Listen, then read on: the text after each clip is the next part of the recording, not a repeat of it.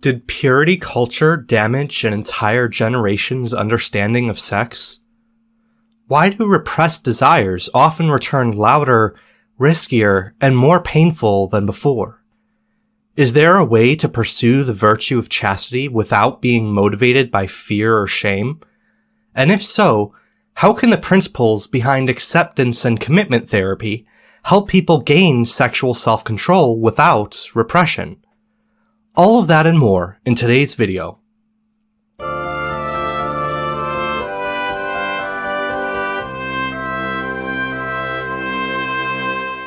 What does it mean to be sexually pure? Chances are, if you're viewing this video, you've already experienced a strong gut reaction to the topic of this video and how I've chosen to present it.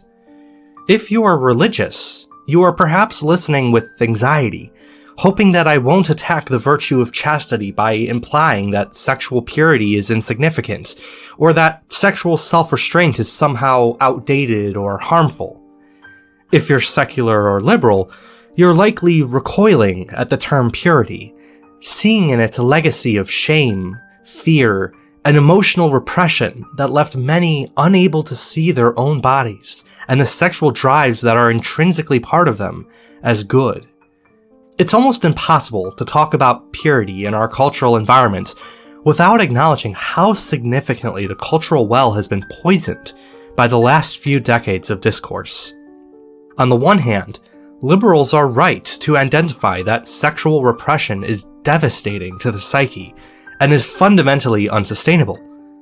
Likewise, it is reasonable for liberals to be frustrated when their efforts to improve sexual mental health are stymied by conservative religious movements that view any attempt to limit sexual shame as morally suspect.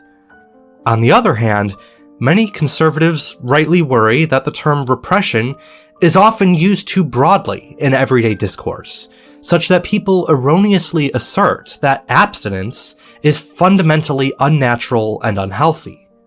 And there are warranted concerns that liberal efforts to improve cultural narratives about sex often unfairly demonize religious belief and suggest that the only path to positive mental health is to abandon traditional religious doctrines. I want to be clear that this video is not an attack on the virtue of chastity, nor is it an attempt to dismantle or shame the concept of purity generally.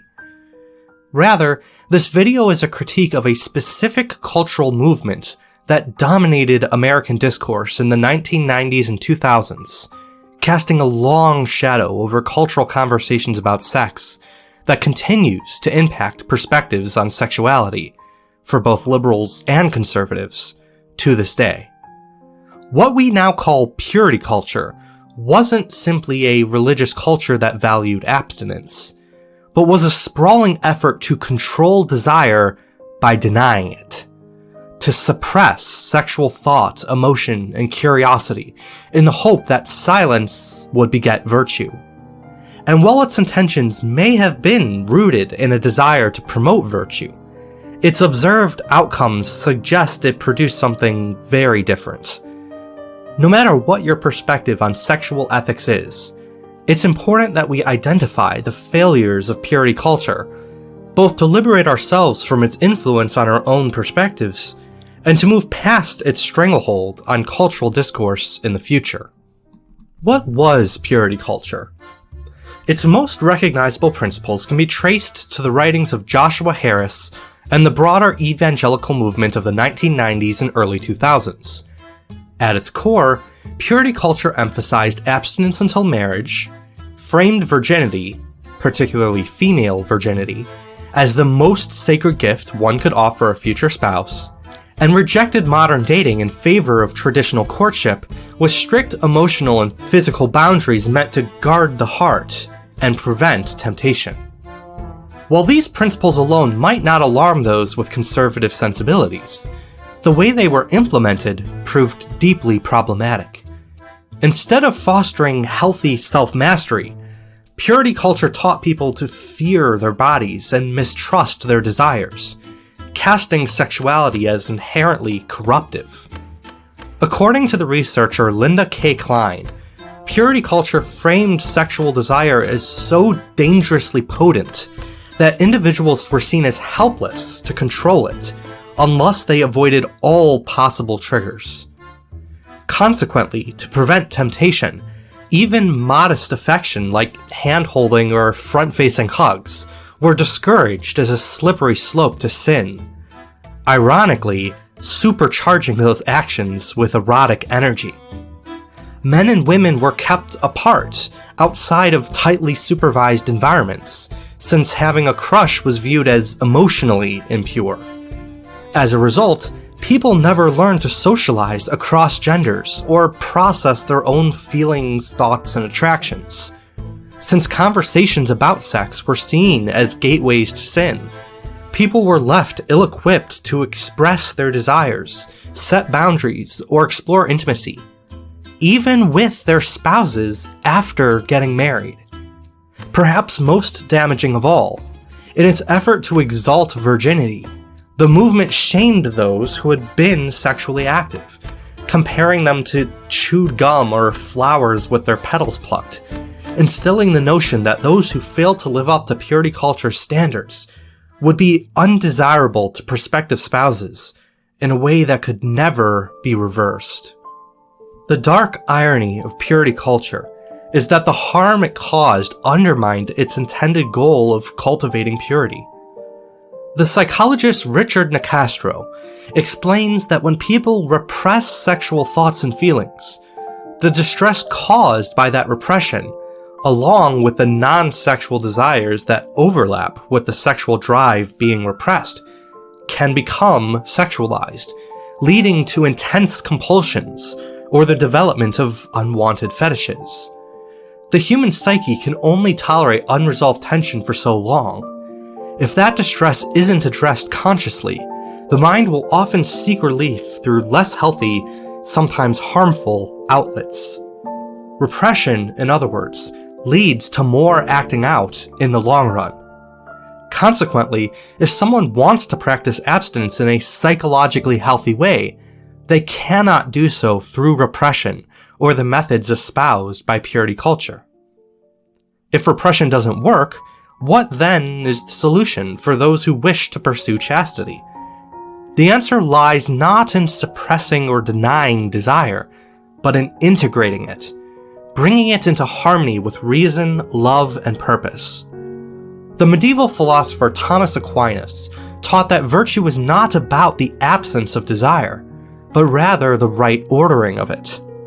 John Paul II expanded on this idea in his Theology of the Body, proposing that it is contrary to nature and God's design to characterize sexual desire as inherently impure or corrosive. Rather, sexuality is a beautiful and sacred drive that reflects our natural longing for communion and self-gift. Self-mastery is acquired not by rejecting our sex drive, but by integrating it as a positive force. What does integration mean? Christopher West, interpreting John Paul II's work, argues that well-ordered sexuality embraces our natural sex drive, but directs our sexual desires in a manner consistent with love, i.e., we learn to channel our sexuality to will the good of others, instead of reducing them to an object of use. Whereas repression seeks to silence desire through fear or avoidance, integration cultivates emotional honesty, self-awareness, and a deep reverence for the body. When we repress, we compartmentalize our sexuality. However, when we reclaim our sexuality as something positive, we can learn to express it in ways that are aligned with our values. In this way, integration is not just a middle path between indulgence and repression. It is the only path by which true chastity, freely chosen and lovingly lived, can actually flourish. What does self-mastery that doesn't resort to repression look like in practice? The psychological framework of acceptance and commitment therapy offers a helpful guide.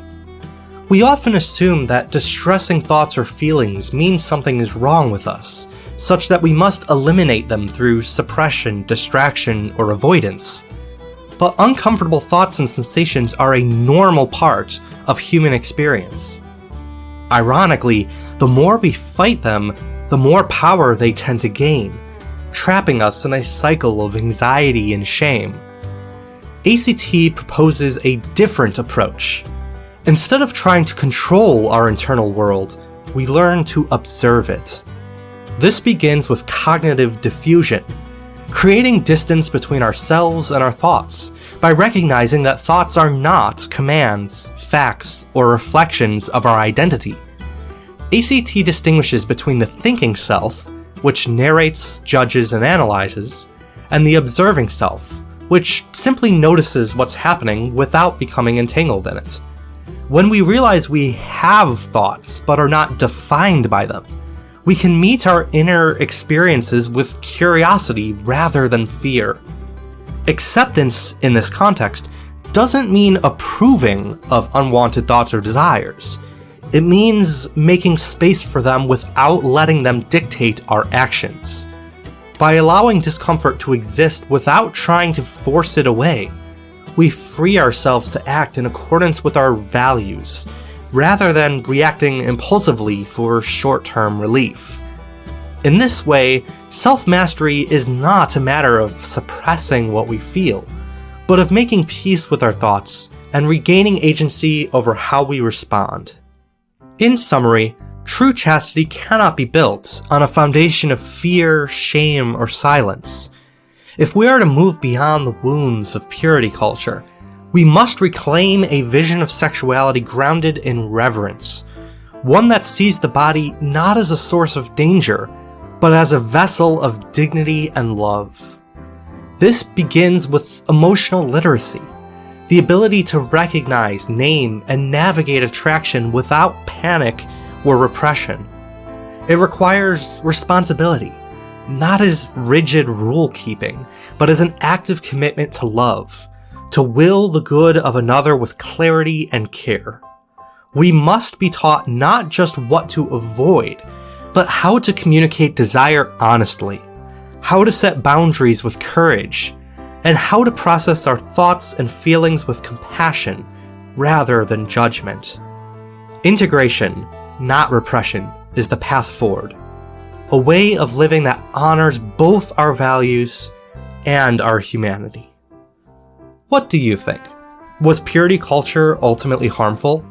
I'd love to hear your thoughts in the comments below. If you like this video, don't forget to subscribe and hit that bell so you can be notified when new videos are released. Also be sure to like this video so that YouTube recommends it to others. If you would like to support this channel for as little as $1 a month, you can also become a supporter on Patreon. Links in the description of this video.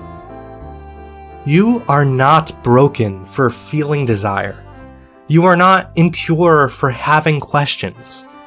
The path to virtue isn't paved by fear, but by the courage to grow in love, honesty, and wholeness. Real self-mastery isn't about repression.